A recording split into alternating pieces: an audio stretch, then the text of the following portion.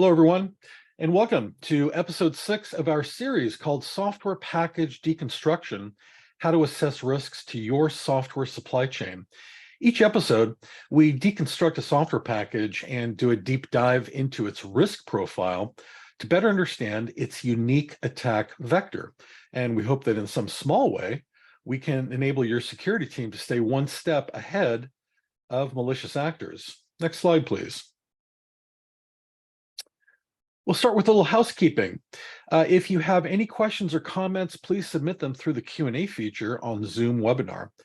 We are recording this episode for those who cannot attend live, and you'll be able to find it on our website's media pages shortly after the conclusion of today's webinar. After the webinar, we'll also be sending out a follow-up email to all registrants with any relevant links that we think you might find useful, as well as a link to the aforementioned recording. And finally, if you like subtitles, click the live transcript button to enable Zoom's closed captioning feature. Next slide, please. All right, who is ReversingLabs, you may be asking? Well, protecting organizations from increasingly sophisticated cyber threats is what we do. At ReversingLabs, we leverage the world's largest threat intelligence repository to protect software development and power advanced security solutions. Our threat intelligence repository is 7 times bigger than VirusTotals, and it keeps the most advanced cybersecurity organizations and Fortune 500 enterprises informed and in front of malicious actors. Our software supply chain security and threat intelligence solutions have become essential tools for advancing enterprise cybersecurity maturity globally. ReversingLabs operations are spread throughout the US and Europe, with offices in Zagreb, Croatia, and Cambridge, Massachusetts, and our customers are in just about every corner of the globe. We have just under 300 employees, and we're looking to hire more. So if you or someone you know is in the market for a new opportunity, please check out our careers page to view our current openings. Next slide. The man who will be deconstructing these software packages for you is Tim Stahl, a seasoned security professional who boasts almost 20 years of experience in information security, with additional experience in information technology related to both the engineering and administration of enterprise networks. Tim has secured and defended networks across .mil, .gov, and .com enterprise domains, and his expertise includes the tracking of both APT and criminal groups, threat intelligence, threat hunting, data analysis, OSINT research, DevOps, and SIM engineering. Next slide. The subject of today's software package deconstruction is creating a risk assessment baseline. We're going to talk about creating a policy baseline and tuning it to suit an enterprise's use cases, risk appetite, and areas of concern. This is critical since policy configurations are not a one-size-fits-all undertaking. Different teams, projects, or risk profiles may require their own custom policy set.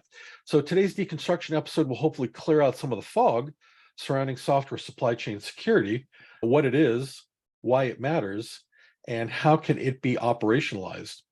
And the tool that we'll be discussing to discuss creating a risk assessment baseline is the one you see on your screen, the Software Supply Chain Security Platform from ReversingLabs. The SSCS platform decomposes the final deployment software image, describes its underlying software behaviors to determine deployment risks, and when it finds a red flag, it prioritizes remediation guidance. SSCS is powered by the world's largest private file reputation repository with over 10 billion files and about 4.5 million new files added daily. It not only helps prevent threats from reaching production, but can also find exposed secrets before release. As a bonus, it can also generate a complete software bill of materials. And with that, let's turn it over to Tim to begin his deconstruction. Welcome, everyone. Thanks for joining us. If you have questions throughout this, feel free to throw them in the chat and we'll grab them at the end. So we're going to talk about baselines and why it's such an important thing. So, SSCS and some of these tools for software supply chain security are new to everybody. This is a greenfield opportunity. This is producing a lot of data that you've never had visibility into before. We generate a lot of different alerts, and you want to tune those things to your baseline and to your risk appetite, and what matters to you. No two industries are alike. There are a lot of different reasons why you would want to see certain things and not see other things. Depends on your requirements. And a lot of it depends on the resources you have. Being 100% secure or having a 100% accurate risk baseline for these things isn't realistic. You want to do the best you can with the resources you have and make qualified decisions. So that's what we're going to talk about here. Nothing is plug and play. No security device just works right out of the box. You have to do this work ahead of time, and you have to tune as you go, right? These are living things. This will be something that you constantly are updating and researching and tuning things out. The more you tune over time and the more you learn, the better the outputs are, the better the reporting is, and the more signal versus noise. So there's a lot of reasons you want to do this. Tuning a good baseline allows you to do comparisons between different software of the same type. If you're doing a purchasing decision, then you want to compare them with the same policy set, so you can have an apples to apples comparison like that. M&A is another good reason for this. You want to do a bunch of different products from a company that gives you a sense of what their quality is like, what's their pipeline look like, what are they looking for. So there's enough information in SSES and the behaviors and the networking stuff and all these other things we reveal to you that allow you to assess not only the product itself, but the vendor. You can make some assumptions about how good the vendor is doing, what they're checking, how secure is the stuff they're releasing. Are they improving over time? Are you seeing a reduction over release after release where there's fewer CVEs, there's fewer bad behaviors, there's less traffic, whatever? Are they handing off a ton of tech debt to you and leaving you holding the bag? So all of these things play into this. And this is why, right? Modern software is way more complex. It's not the olden days where you had an edge and there was an inside and outside. Today, it's all edge, right? Your attack surface is a fractal. The more you dig, the more niches you see and the more things you need to be aware of. So there's a lot of cross-platform. Zoom is a good example of that. You can log in from your computer and see the screen. You can log in from your phone at the same time and do audio. There's cloud backend stuff. Maybe the data lives in the cloud, but you have some elements on-prem. And then the building of software is extremely difficult. So you may see large packages written by multiple teams. There will be a cloud team. Maybe there's an API team. There's different sets of teams. They all develop their sections of this code in a silo. So they generally won't talk to each other. And then there's somebody managing the whole thing, but you can see how these things get built and you can see some of the results of that. And when you're looking at the reports for these things, you'll see things like multiple versions of the same third-party packages. Recently, you looked at a package that contained 8 different versions of OpenSSL inside it. Those span 7 different versions of OpenSSL, some 1 or 2 behind, and there are a couple that were almost a year old. And you can see that different teams use different things.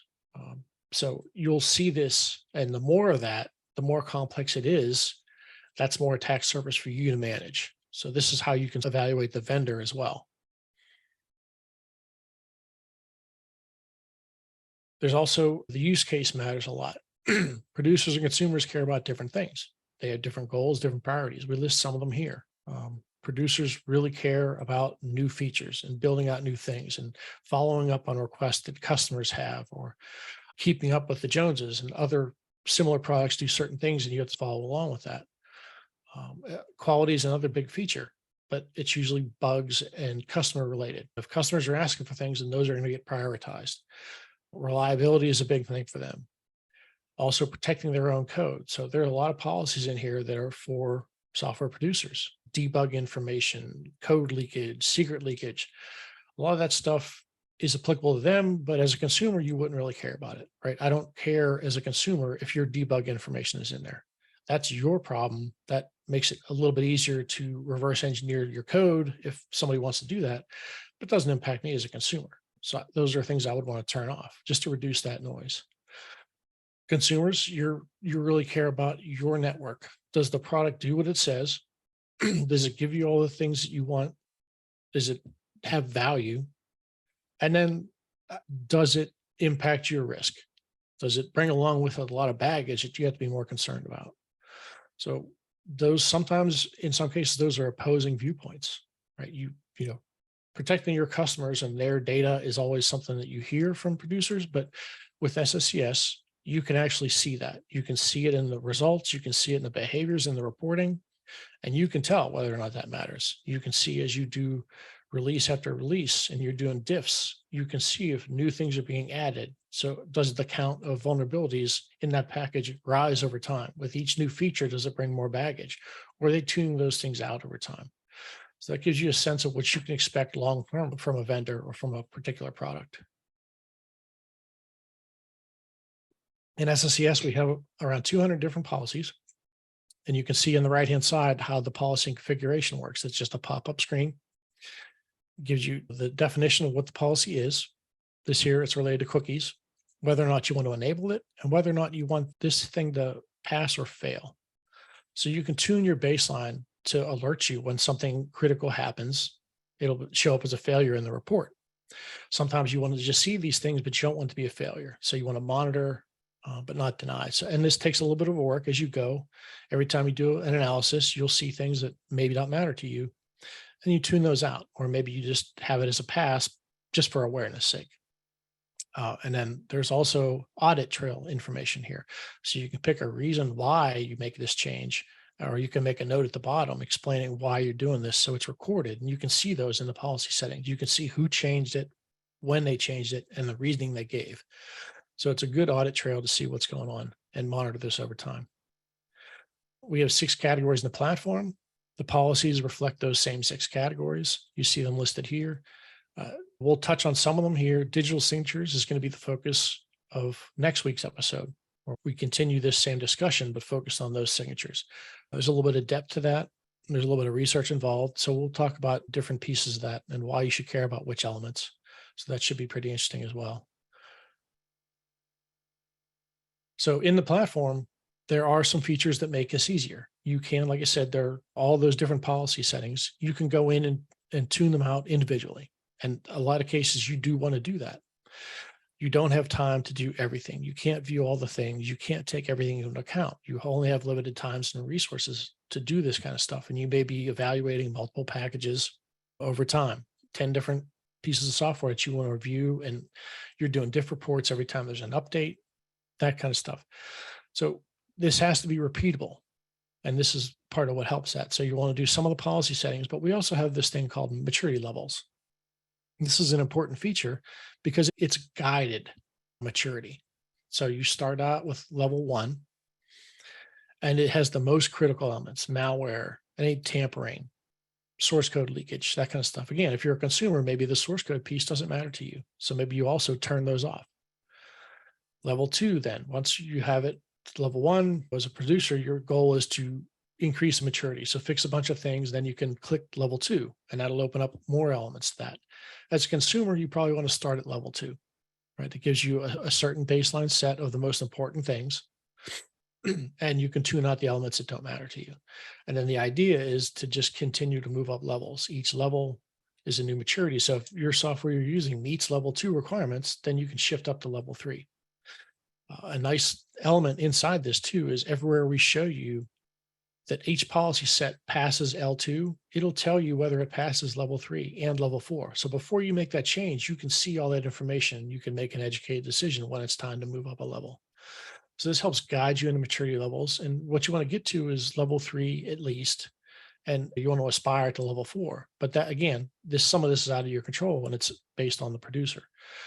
So, but that gives you an idea where to go and what's more important as you go up. So when you build this baseline, like we just mentioned, there's some producer stuff in here.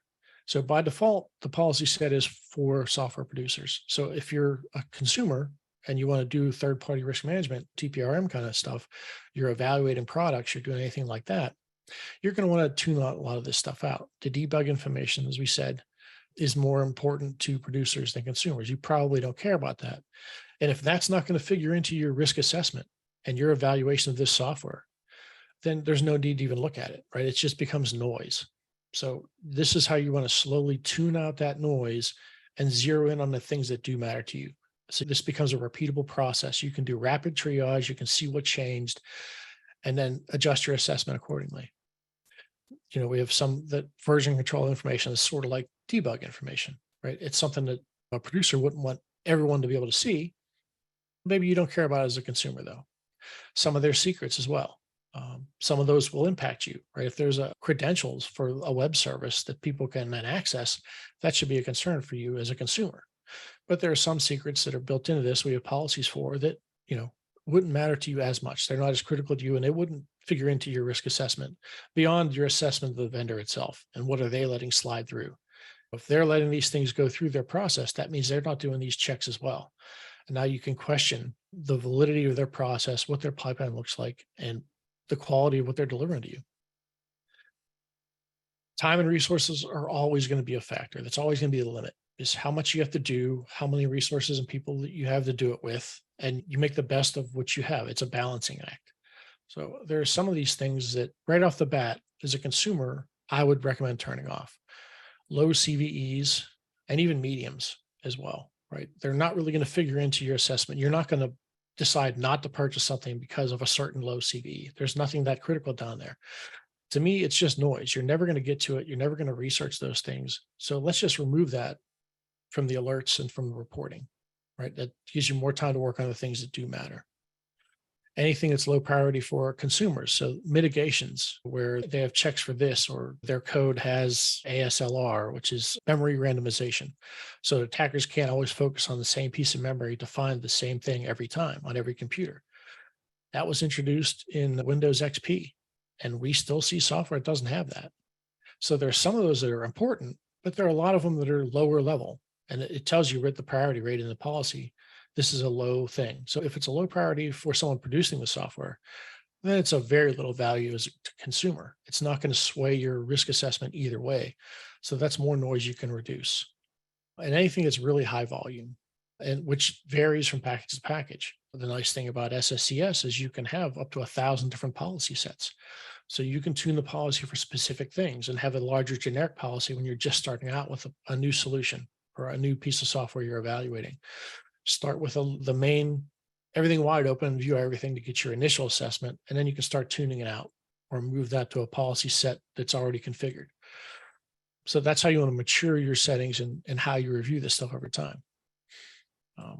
Anything that doesn't matter, if you look at something in a report and you read through that and you're like, I don't care, immediately just turn it off, because you don't care about it now. You're not going to care about it next week or the next update. So it doesn't really matter that much. This is also organic. You don't want to worry about everything right out of the gate and say, I got to have this and spend a ton of time and effort trying to get it tuned before you start using it. Do the big swing stuff, right? Turn off the low CVEs, some of the other low priority things, anything that's really, really noisy that doesn't impact what you think about that software. It doesn't impact your data, your customers, your uptime, anything you're trying to do that matters to you. Then you can just start turning that stuff off.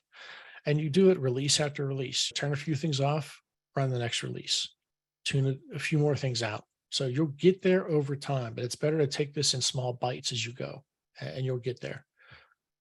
And again, it's all about tuning out the noise. If it doesn't aid you in any way, it doesn't tell you anything useful about this application, it doesn't support your assessment, then there's no value in it. Why even look at it? So when we talk about the baselines, this is shows you a different set of baselines, right? So the default policy set is on the left. These are 3 different samples run through different policy sets. So I have a TPRM set that I use for these webinars and for other things that does a lot of what I'm just saying. It's just the low level stuff. So the default's on the left, the new policy's on the right. And you can see how the deltas change, the huge drop in alerts. Now, the difference between these 2 policy sets is a dozen policies turned off. That's about it. So you can see the highs stay the same across each one. Those are things you wouldn't want to tune out, at least not without a lot of thought and research over time. But the lows and the mediums that don't matter, that's where you can make these big cuts. All these things that don't matter and just generate noise to you, reduce them over time. But a dozen policies gets you at least a 50% reduction in most packages. Size matters. The bottom package is a lot smaller. The top one is a couple of gigs. But looking at this initially and you're seeing 3,000 alerts, it seems daunting, right? Where do I start? It's so much stuff. Well, that's why you start doing this tuning, is because a lot of this stuff won't matter to you. And it depends on the industry you're in, what compliance regulations, all the things we talked about earlier. All that goes in, and your knowledge of your network, of your needs, and what you want to defend. Do this first handful of alerts, turn those off, the lows and stuff. And then from there, then you put in your knowledge. You apply your risk to this thing, and then you can continually tune. But just a handful of alerts makes a huge difference. So hopefully this is helpful. I think this is the biggest thing we see when we talk to people and we show them the platform, is the sort of the big-eyed deer in the headlights kind of thing when they see all those alerts. It's okay, because a lot of those don't matter to you. So you can move forward with this slowly and make big chunks, reduce the noise, and now you just can concentrate your time and effort on the highs and the things that really matter. And then over time, as you research something, you look into it and you're like, oh, this doesn't matter to me, then you just start shutting things off. You can always go back and turn them back on later too. So you don't have to worry about getting it right the first time. You just slowly evolve this as you go. So, do you have any questions? Oh, we did get a question. Yeah, and let me remind everybody that if you have any questions or comments, please submit them through the Q&A feature on Zoom webinar. Tim will be happy to answer them for you.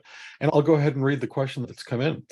Do you have an SSCS solution for keeping track of firmware/software for the modern vehicles? Modern vehicles have anywhere from 80 to 150 ECU, miniature computers.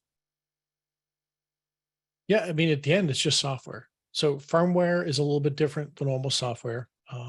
You know, that's depends how deep you can go, because it is sort of different than software. But any software can be decompiled. If we can read it, we can give you the analysis report on it. So it really doesn't matter where it comes from or its purpose. Software is software. We can decompile it, break it down to atomic elements, run this analysis, and give you the same reporting. So it should work. And like you said, that's a really good point to bring up, is anything that's critical to you, that matters to you, you can run this analysis. That's what this tool is for. Tim, I've got a question for you. You talked a bit about how baseline risk assessments are not a one-size-fits-all type of thing. In fact, you showed that there was 200 individual risk policies available spread across 6 different categories. So would it make sense then for an organization, as part of determining what their baseline should be, to first quantify different risk elements internally and come out with a type of risk score that makes sense for them? Would this maybe help them better determine what level of risk would be acceptable to them?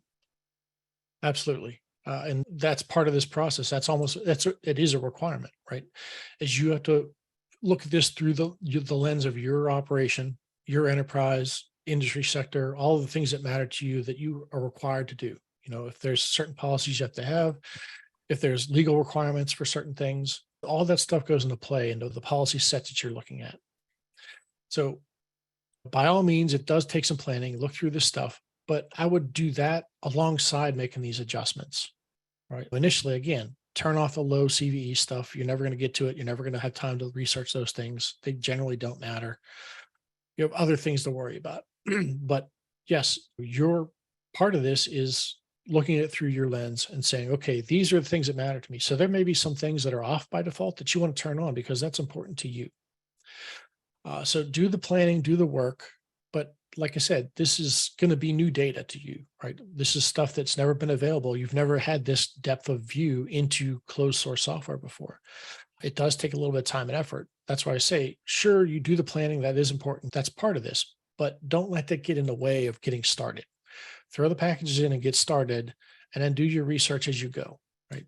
You have the big picture view. These are the 3 or 4 things we care about. Okay, now then you have to figure out what policies map to that, and then whether or not they show you information that matters to you. So together, between the individual policies, using levels as a guide, and then your input based on your enterprise, your leadership's recommendations, or whatever it is you're doing, together, all those things work to create that baseline. So you have this repeatable effort. And as you go package to package or release to release, you get a better feel for what's going on. Okay. Some interesting questions coming in. Are the scan results from source code analysis and or binary analysis? And how much of those may be false positives to the code scanned? False positive is a relative term. This isn't like normal network detection. We're telling you what this software can do. It's in there. We can see it in the code. We'll tell you it does these behaviors. And then it's up to you to evaluate whether or not that matters to you. And a lot of it depends on what the software is and what it's meant to do. So the behaviors should align with what this software is doing. If it's accounting software, then you should expect it to do certain things. If it's medical device software or like the automotive software, it may do different things that normal software wouldn't. Like it may look for attached devices because it needs to read the device that's lined up in USB or whatever. So you'll see that kind of evaluation of those collections behind the scenes. Sometimes you'll see software that collects way too much information. And you have to question why. Does it need to enumerate all the users?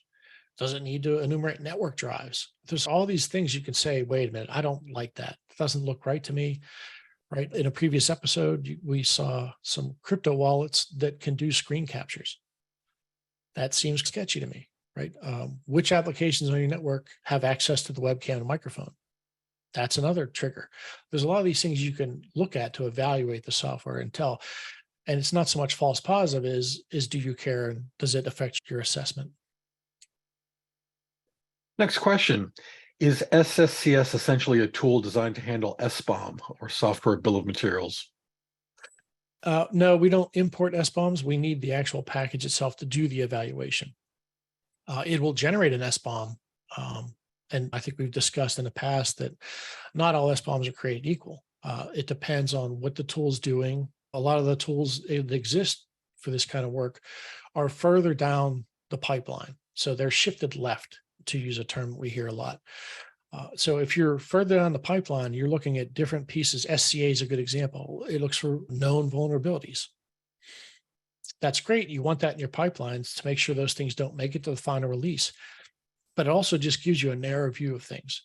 If you're not analyzing that final package, then you're missing a lot of this stuff. And a lot of the tools are different points of the pipeline looking for different things, or their dynamic analysis afterwards, but it's only testing the dynamic analysis at the end is only testing things that are accessible via the UI or the API. That still leaves a lot of gap. So this is the choke point for all the issues going into your software is that final package. So that's where you want to scan. That's the baseline you want. That's the SBOM you want. And then on top of that, we provide intelligence. We enrich that SBOM. So we tell you if there's a CVE in there, is that patch mandated? Is there an exploit available for it? And is malware actively using that? Those are all things to help you evaluate and prioritize certain things. So we don't ingest an SBOM and then give you an output of it. It's the thing that we produce for you. Hopefully that answered your question there. Okay, here's one more interesting question. I've come across information that's indicated / hinted at not necessarily excluding medium and low CVEs, because sometimes those can or could be a hopping point to get to or traverse to some other vulnerability. Does SSCS factor that in / influence that somehow? CVEs that could possibly be linked? That's a true, absolutely true statement. So I think what you have to do is balance what do you have time to do? If you have the time to trace through that stuff and say, okay, here's the attack chain, it usually goes here to here to here to here, then you can do that. All that. So if you want to do that and you have the resources to, then by all means, keep that stuff on. In general, that's beyond most folks, I think. This is something new. Existing teams will pick up this tool, and it may be a risk and compliance team. It may be your SOC. It may be something else. You don't really need to hire a whole new team to do this, but it does take time and effort. So it just depends on how deep you want to go, right? The further you go and the more things you look at, the better your risk assessment. But do you have time to trace through all that stuff? If you do, then that's awesome. Good for you. So yeah, again, it's the information is presented to you. It's tuning that baseline. You decide what you want to see, what you have time to evaluate. So maybe you just turn off the lows and you keep the mediums, at least for a while, until you get a feel for that package and what changes and what doesn't. And then maybe after a while, you can start tuning those things out. But it's wholly up to you. And that's the point, right? As you tune this however you want for your needs and how deep you want to go. Okay. Let's advance to the next slide then. Okay, for those of you interested in analyzing your own software supply chain's security profile, we've got a 14-day free trial available to you of the same software that Tim just used to create a risk assessment policy baseline. I'm going to put the link to it right in the chat. So it's available at that link, and there's no credit card required or software to install. Just create an account and you'll get 14 days of free access to a full-blown version of our software supply chain security platform. You can use it to analyze malware and code tampering embedded in your software components, or generate an SBOM listing all open source and third-party packages and software you're using, or leverage the platform to contextualize and prioritize alerts and threats in your software supply chain. And of course, you can create your own risk assessment policy baseline. Again, there's no charge, so please take advantage of this risk-free trial. Next slide, please. All right, be sure to tune into our next episode of Software Package Deconstruction, when we're going to continue looking at deconstructing supply chain analysis, part 2, fine-tuning your baseline, code signing certificates. So in our next session, we're going to focus on code signing certificates, the role they play in software, how they function, how they can be used to detect tampering, and perhaps most importantly, the many ways they can be abused. We'll cover topics like certificate authorities, certificate validation and revocation, and how weak certificates can provide a false sense of security. It's definitely an episode you won't want to miss, and it airs next week on Thursday, August the 3rd. By the way, if you registered for today's part 1 episode, you are automatically registered for next week's part 2 episode, and we look forward to you joining us then. Next slide. And that concludes this episode of Software Package Deconstruction. Thank you all again for attending, and please be on the lookout for announcements about future episodes from ReversingLabs. Have a great rest of the day, everyone, as well as a great rest of the week. And remember to broaden your view of software risk by securing your entire software supply chain.